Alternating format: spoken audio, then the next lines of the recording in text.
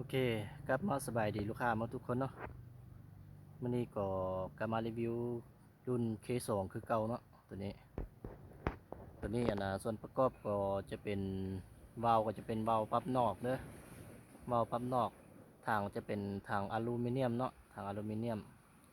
ขนาดจะเป็น0.45 เนาะตัวนี้ 0.45 ทางเป็นทางก้นตัดเด้อตัวนี้ทางก้นตัด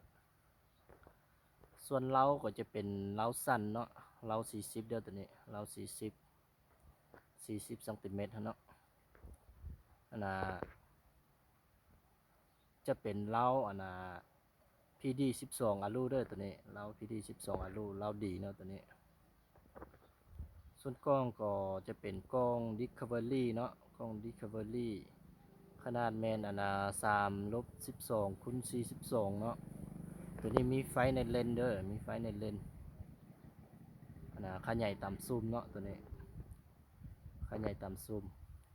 ส่วนท้ายก็พับได้เนาะท้ายพับได้คือกันดึงสั้นดึงยาวได้เนาะตัวนี้คันว่าลูกค้าผู้ใดเนาะที่สนใจก็สามารถติดต่อเข้ามาหาหานเฮาได้เด้อหานเฮายังมีพร้อมส่งเนาะโอเคไปเบิ่งมอกันเนาะงามเคสส่ง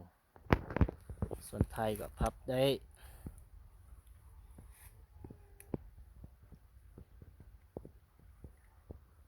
หันอยากแน่นพับได้เนาะโอเคดึงได้เนาะดึงสั้นดึงยาวได้คือกันพับได้คือกันเล้าตัวนี้เป็นเล้าสั้นเนาะ